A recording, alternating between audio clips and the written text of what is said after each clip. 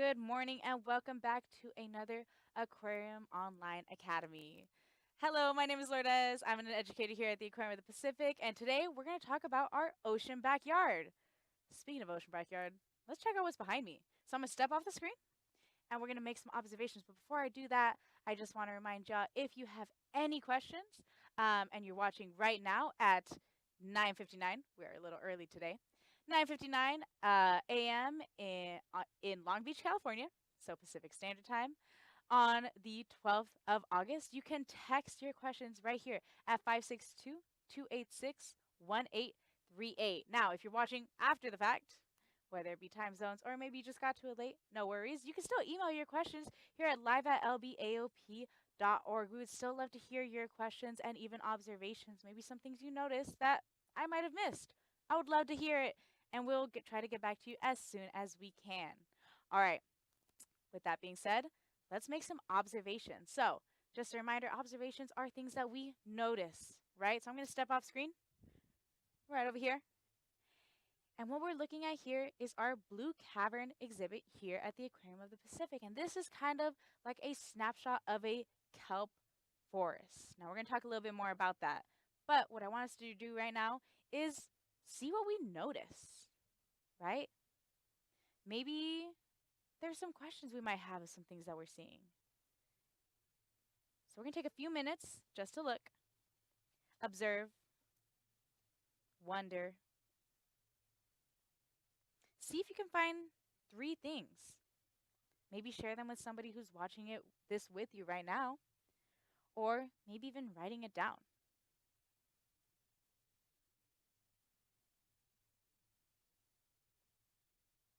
All right, fantastic. So I'm going to step back in.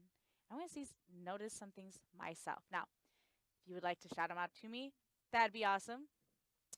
But let's look. There's one really big thing in here that I do want to point out, but I'm going to get to that at the end because I'm going to explore more about that. What I'm noticing, though, is a lot of fish. Do you see all these fish around me? Right behind me? There's a whole bunch. We have a few different types of fish. Now, I know we have a big fish in here. Might be hiding, but that's no worries. So we can see a lot of fish.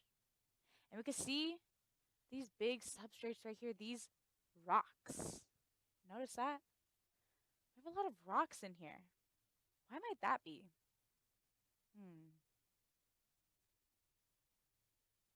What's on the rocks? Oh, here's a friend. Look at that.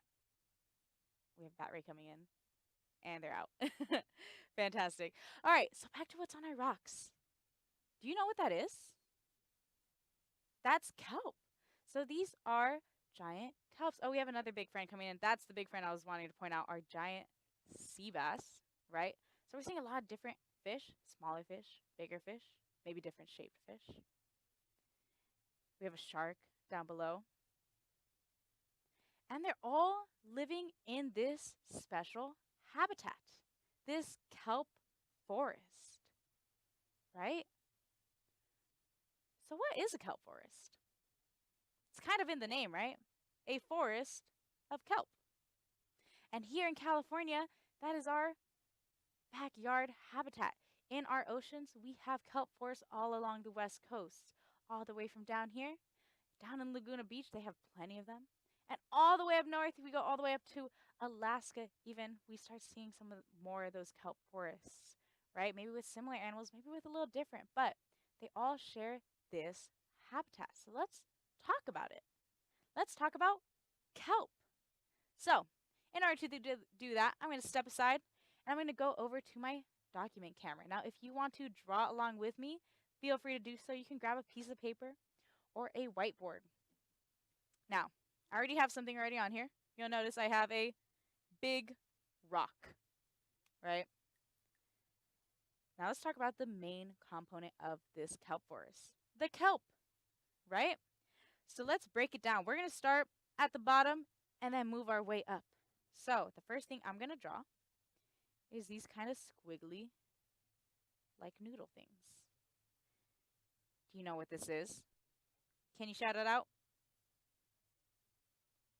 Now, if you said roots, you'd be almost correct. Kelp aren't exactly plants. They are protists, so they don't have a root system. But this right here for a kelp is called a holdfast. Can we all say that? Holdfast. So it acts kind of like the roots of our kelp. It's going to grab onto this rock. You might have noticed that the kelp was growing out of the rocks in a sense.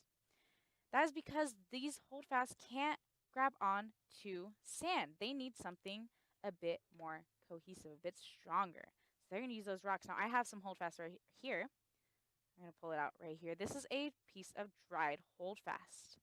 Let's take a look at that. Can you see all these little branch-like features?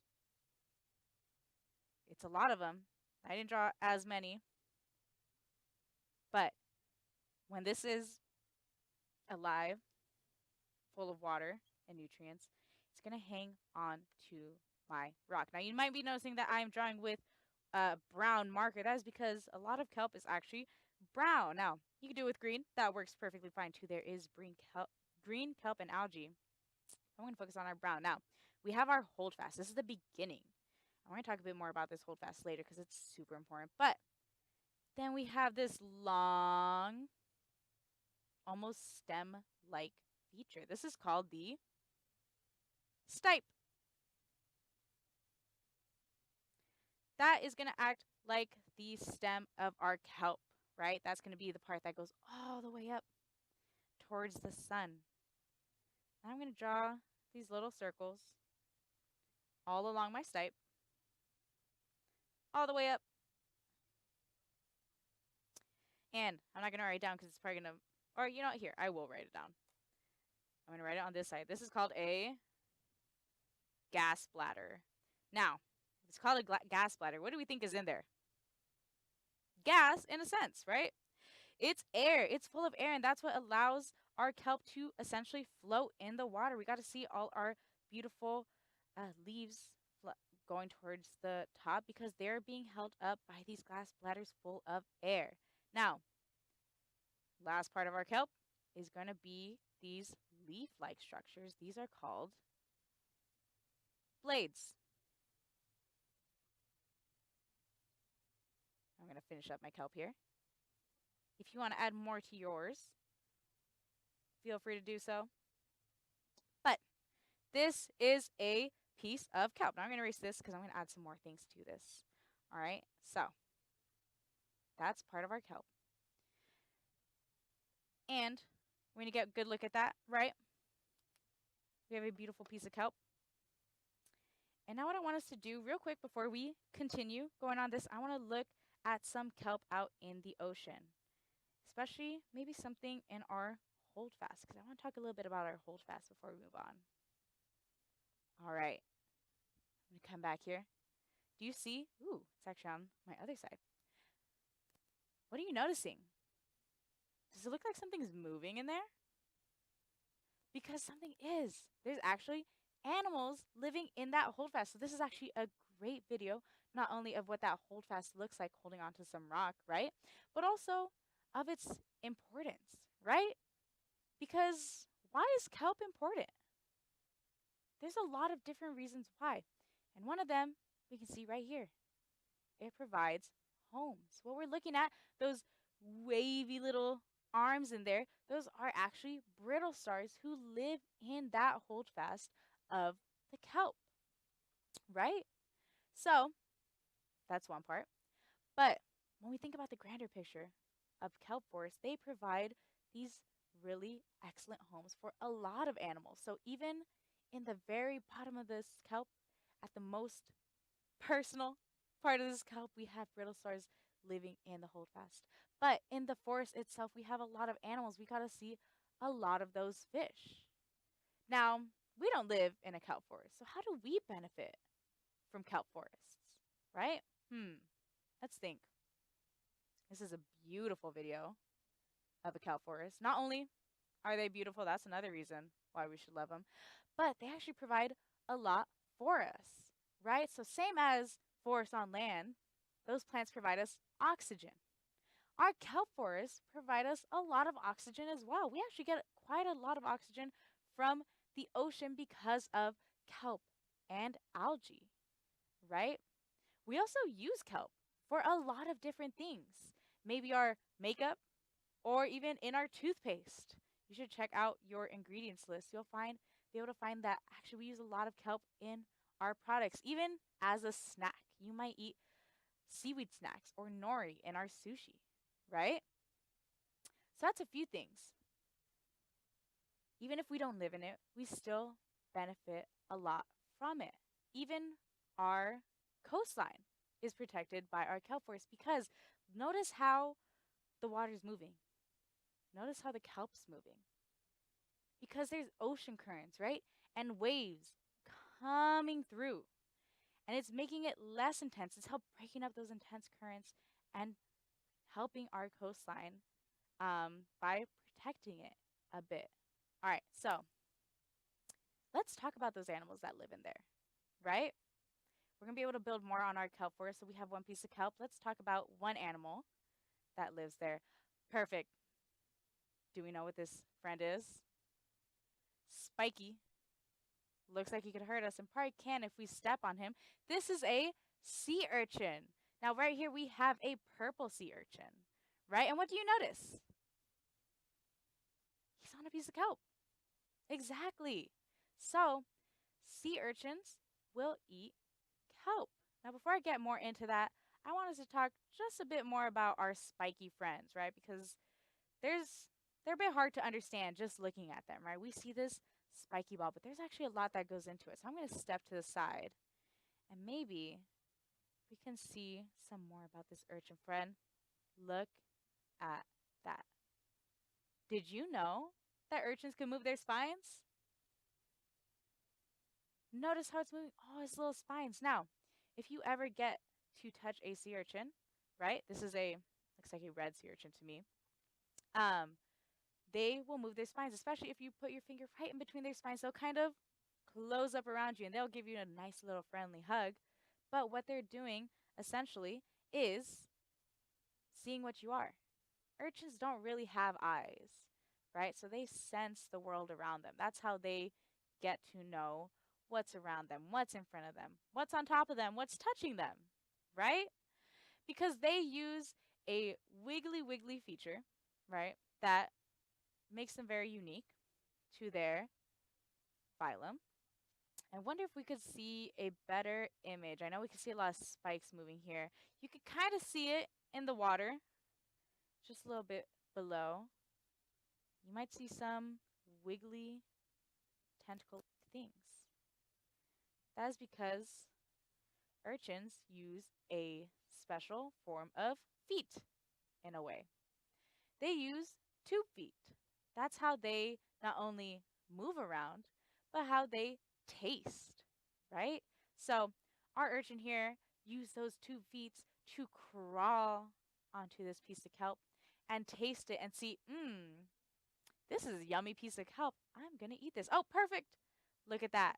Now, you might be wondering how I'm getting these images on here. That's because I'm not alone in the studio. Behind the camera, I have our lovely Isabel, who's helping me with all these amazing images. So she pulled up this great picture of these tube feet. Now, these might be hard to see on our urchins if we're not, if we don't know what we're looking for. Each 2 feet is going to be around these spikes, and that's how they move about the world and feel about the world around them, right? So, back on that kelp. So, I'm going to move back to my dot cam, and let's add our sea urchin to our habitat. So, sea urchins, you can see they didn't really have fins like fish because they don't really swim around in the water, but instead they crawl around. So, I'm going to put a few sea urchins on the rock. And I'm going to put them around the holdfast because they eat kelp, and urchins especially like eating the holdfast of our kelp. So that's another thing that kelp provides. It's a food source for animals, right? Such as the sea urchin and the abalones. But looking at our urchin friends, they're spiky, right? We know what they eat, but what eats them? So let's step away from our kelp forest habitat as we're building it. and let's look at one of our friends that might eat them. We noticed that our urchins are spiky, right? It's probably going to be hard to eat them. I wouldn't want to bite directly into an urchin. That would hurt my mouth. But I have my friend right here. Do you know who this friend is? This is a California sheephead. Can you say that with me? California sheephead. Right on. So, sheepheads are really good at eating urchins because they have a specialized mouth, because they have teeth. Oh, look at that. Such a cute picture. And you can see those wonderful, wonderful teeth that helps them bite into those urchins and break that exoskeleton, right? So another resident of our kelp forest, this cutie pie right here, who loves to eat urchins, who also reside in our kelp forest because they use those specialized teeth. Now, can you think of another animal that eats urchins? This one's especially fluffy and probably one of our cutest animals. Let's see. I'm going to step aside. Oh, who is that? Can you say it with me? Ready? That's a sea otter. Right on. So we have our lovely, lovely, fluffy sea otters. These are also our backyard neighbors. They hang out in the kelp forest. They reside there and they hang along our California coast all the way up to Washington, Alaska, and even over to the other side towards Japan. Now, let's talk about our California sea otters, right? So not only are they adorable, but they are amazing at eating those urchins. And we'll talk about why that's important. But I want to just highlight some things about our sea otter. So one of those things being this fur. Look at how fluffy they are. Do you think they have thick hair? Do you think they have thicker hair than you? I know they have thicker hair than me. They actually have a super, super dense fur. So if we were to combine, if me and Isabel were to grab all our hair, combine it together, it still would not be as dense as otter fur. As a matter of fact, otter fur is so dense that at the very, very closest level, the fur closest to their skin, at the very, very bottom, it's dry all the time because that fur is so dense that the water won't penetrate. So here's a wonderful video of our otter giving itself a nice groom and a head rub. Long day of swimming and catching urchins, I'm sure. Now, the thing about otter fur is it's super dense, right? Because they don't have something that their other marine mammal friends have, right? So while seals and sea lions have blubber, our otters have fur, and that helps them to do what? What do we think? Yeah, stay warm. So otters live in pretty cold waters. They need to be able to stay warm, and that's what their fur helps them with. Now, not only is it super dense, but it is super, super soft. And this kind of proved a problem. So when we talk about our ocean backyard, we also want to talk about why it's important to take care of it and the history, right? And we're going to go back into the history of the sea otter. Something that happened for sea otters was the fur trade. Now, fur traders came in from the east and they saw how fluffy and soft this otter fur was and how great it was for winters, right? To stay warm because it worked so well for the otters, it could work for us. Unfortunately, though, our otter populations began to decline, and then we found out a very hard lesson with that, right? So I want to talk about a term.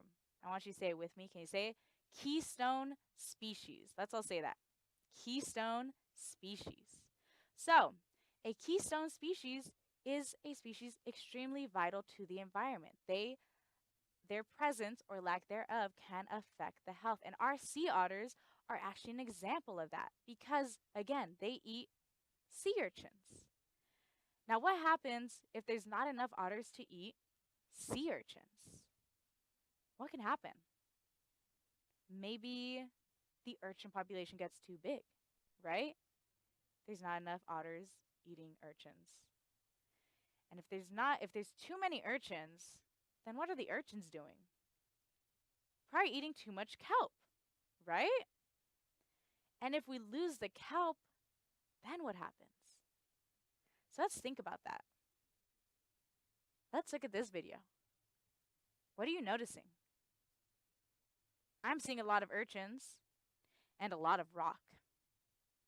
But are you seeing any kelp anywhere? I'm not. So, what this environment is called is an urchin barren.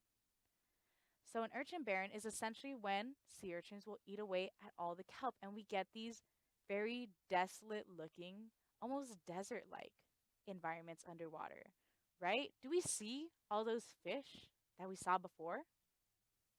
No, because there's no kelp to provide those homes. And that then affects the health of our coastlines as well. This is why, when it comes to taking care of our animals and all that, we want to be mindful, right? We might not think too much of the kelp forest. We might see kelp wash up on the shore and be like, oh, ew, gross, it touched my leg. But really, it's actually doing an extremely important thing out in the water.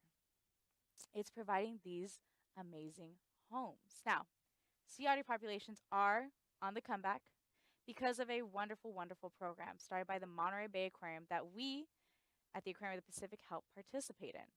It's called the Sea Otter Surrogacy Program. Um, what that is, essentially, is any baby otters that might get stranded for whatever reasons will be taken in and given to a surrogate otter mother, who will then help the otter to learn how to be an otter. And that's important because we don't want otters to be reliant on us. Oh my goodness, I'm gonna step aside so we could give this baby all the attention. Look at that cutie pie. Now, the thing about baby otters is they're not very good at diving yet. So they can't quite learn from their mothers early on. They have to learn as they grow up. And not all the time are they able to do that. Sometimes mom won't be able to come back to them. So we take in those baby otters, Monterey Bay, and us, and we'll raise them and eventually release them back into the wild so that they continue to grow the otter population. Now, we're not at where we used to be back in the day before the fur trade and all that, but we are on the comeback, and that is helping us maintain our healthy kelp forest. So, we have a few more minutes. I want us to go back to our kelp forest on my whiteboard. So, I'm going to go back over to my dot cam, and let's finish this up and talk about all the importance of that. So, we talked about a few animals. And let's see, do I have a black marker? I'm going to draw a very bad sheephead, so forgive me. I'm going to kind of draw. So we have one vital animal, right? Our California sheepheads, who help eat those urchins. Not the best, but I'm going to do like a little smiley face. And then we have our otters.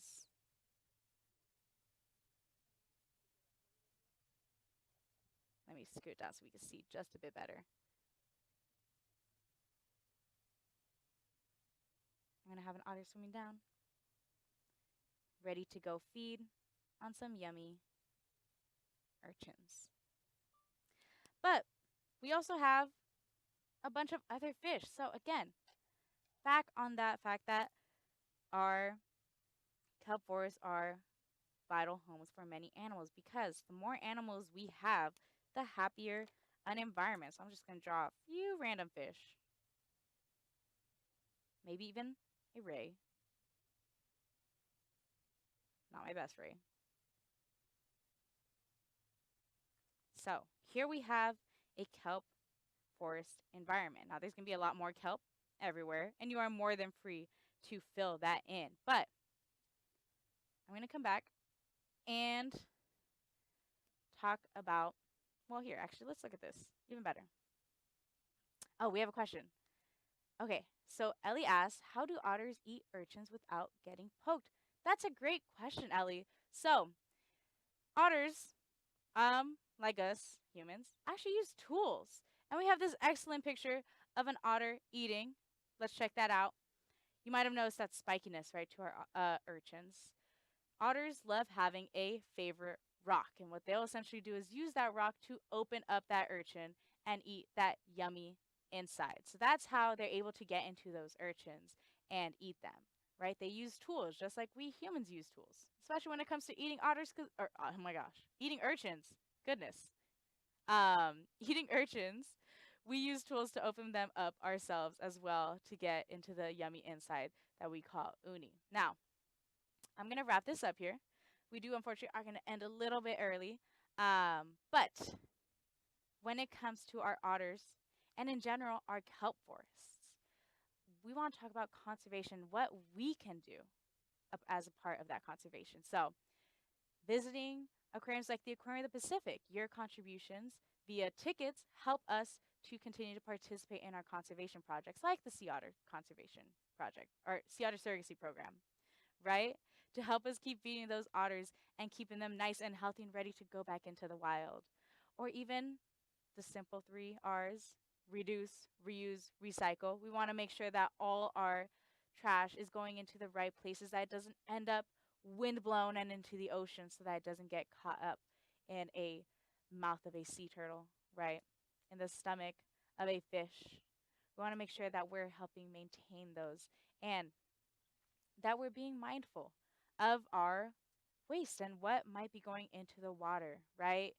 Oil on the ground that will eventually wash out. We want to try to avoid that, right? If we have a leaky oil or oil leaking from our car, we might want to get that fixed up, right? As soon as possible so that it stays in our car and not in our ocean, so that we could keep these wonderful and beautiful, healthy kelp forests because they're so, so important to us. Now, those are a few things. Maybe you can think of a few more, right? And if you want, you can send them over to live@lbaop.org. That's going to be it for Aquarium Online Academy today. It was great having you all, great learning and talking about our wonderful kelp forest and all the amazing animals that live inside. And we'll see you next time. Bye.